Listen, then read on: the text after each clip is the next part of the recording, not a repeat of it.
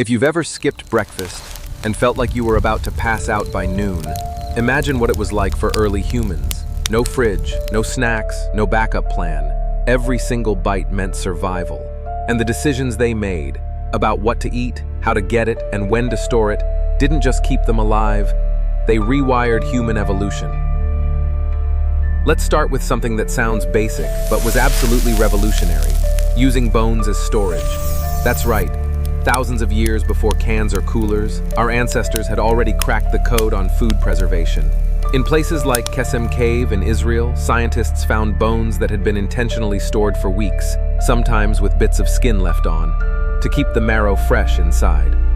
To early humans, a femur wasn't just a leftover, it was a calorie-packed time capsule. When times got tough, maybe during a drought or a season when hunting was thin, they'd grab one of those bones, smash it open, and feast. Marrow is incredibly energy-dense. One big bone could deliver over 1,500 calories of fat. That's not just survival food, that's brain fuel. And brain fuel mattered. The human brain is an energy hog. It sucks up about 20% of our daily energy, which is double what other primates use. Without high-fat, calorie-rich foods like marrow, our brains might never have evolved to their current size. So when people say ancient humans just got lucky, they're missing the bigger picture. Our ancestors weren't lucky, they were strategic. Now, if that sounds a little extreme, wait till you hear what else was on the menu. Bugs. Yep, creepy crawlies were a prehistoric power snack. Termites, beetle larvae, grasshoppers, you name it. They were crunchy, wriggly, and surprisingly nutritious. We know this not just from studies of modern primates, like chimps using sticks to fish termites out of mounds, but also from fossilized human feces. Yep, ancient poop tells the tale. Insects were a consistent part of the prehistoric diet. And why wouldn't they be? Insects are protein bombs. Some species are up to 80% protein by weight. That's better than steak. They're also full of iron, healthy fats, and other nutrients. But best of all, they're reliable. You don't have to chase them across the plains. You can find them just about anywhere, any time of year. If you're building a survival strategy, that's a big win. Even today, nearly 2 billion people around the world eat insects regularly, not out of desperation, but as a cultural norm. In Thailand, fried crickets are sold like popcorn. In Mexico, roasted grasshoppers called chapulinas are a traditional snack. Also, they are echoes of ancient wisdom, a niche in human cuisine that never went away. Still hungry? Let's talk brains. Animal brains, to be precise. It might make you squirm, but for early humans, brains weren't taboo. They were treasure.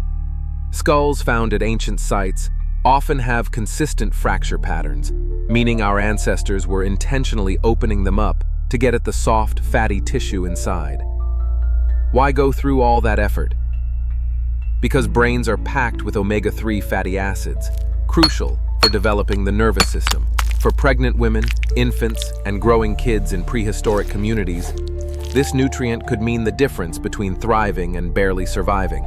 In fact, cracking skulls may have shaped how our hands evolved. Researchers believe that the fine motor skills and strength needed to open a skull with a stone tool could have influenced the development of the human grip. The foods we ate, and how we got them, left a literal mark on our biology. So yeah, it might sound gross now, but back then, it was genius. And don't forget, they weren't just surviving day by day. They were learning, adapting, and improving. These weren't random acts of desperation. They were calculated moves in an ongoing battle to outsmart nature. That brings us to a crucial turning point in human history: fire. Once we learned how to cook, everything changed, especially when it came to plants. Roots and tubers, which are nearly impossible to eat raw, suddenly became nutritional gold mines. With fire, we could soften the tough fibers, unlock starches, and make calories accessible that would have otherwise passed right through it. Let's set the record straight. Prehistoric humans weren't just meat eaters. For decades, we imagined them as wild hunters constantly chasing mammoths. But recent discoveries are rewriting that story. Turns out, some of the most powerful survival foods weren't meat at all. They were plants, tough, earthy, fibrous roots that grew underground. The kind of food that looks like nothing until you learn how to cook it. We're talking about tubers, wild yams, cattail roots, water lily bulbs, the original superfoods. These roots were packed with starch, and more importantly, they were everywhere. In places like Tanzania, you can still find over 40,000 kilograms of wild tubers per square kilometer. That's an ancient, all-you-can-eat buffet, if you know how to prepare it. Raw, these roots are nearly inedible. They're hard, bitter, and hard to digest. But when early humans learned to harness fire, they unlocked an entirely new food source. Cooking broke down those tough fibers, turned starches into digestible sugars, and gave our ancestors access to massive amounts of energy. This breakthrough likely helped fuel the rapid expansion of brain size around 800,000 years ago. And it didn't stop there. At Shanidar Cave in Iraqi Kurdistan, archaeologists found food remnants that suggest Neanderthals weren't just roasting roots, they were seasoning them. Wild mustard seeds, wild herbs, the beginnings of flavor. This wasn't survival food anymore. It was the start of culinary creativity. That brings us to one of the most misunderstood symbols of the Stone Age, the woolly mammoth. Yes, they were real. Yes, people hunted them. And yes, mammoth meat mattered. But they weren't just food. Mammoths were life systems. One kill could feed an entire tribe for weeks. The bones were used for tools and shelters. The hides were used for clothing and warmth. The tusks, craft and trade. Recent research on the remains of an infant called Anzac 1, discovered in Montana, revealed that about 40% of his mother's diet came from mammoth meat. That wasn't a feast, that was a staple. And these giant animals had a huge influence on human migration. According to archaeologist James Chatters, groups like the Clovis people were able to spread so quickly across North America because mammoths offered such a reliable source of food and material. In a way, mammoths were prehistoric fuel stations. But even in cold climates, humans didn't rely on luck. They engineered their survival. In the Arctic, they dug meat storage pits into the permafrost, ancient freezers that could preserve food for months. Elsewhere, they smoked meat over slow fires, dried it in the sun, or fermented it in buried containers. And here's a surprise. Early Europeans may have even invented a form of primitive butter. Animal fats were rendered, stored in waterproof containers made from bladders or animal skins, and used during food shortages. These weren't just backup meals. They were part of an early system of food security. It all points to a simple truth. Prehistoric humans weren't chaotic scavengers.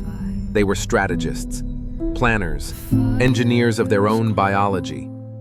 They understood seasonality, nutrition, and shelf life long before the words existed. They didn't just adapt to nature. They outsmarted it. Fast forward to your next meal. Maybe a burger, a bowl of noodles, or even a protein bar on the go. Whatever it is, chances are it's the product of convenience, agriculture, technology, and choice. But underneath all that, your body is still operating with the instincts of a hunter-gatherer. That's not just poetic, it's biological. Many of our food preferences, our digestive abilities, and even our physical structures are direct legacies of the prehistoric diet. Take starch, for example. You know, the stuff in bread, pasta, and potatoes. Modern humans have extra copies of the amylase gene, which helps break down starch into sugars. This adaptation likely came from ancient humans who relied heavily on cooked tubers and roots, foods that needed a lot of chewing and digestion. Those who could break down starch better had a survival edge. Over generations, that advantage turned into biology. And fat? We crave it for a reason. High-fat foods like marrow, brains, and animal fat were literal lifelines during famines.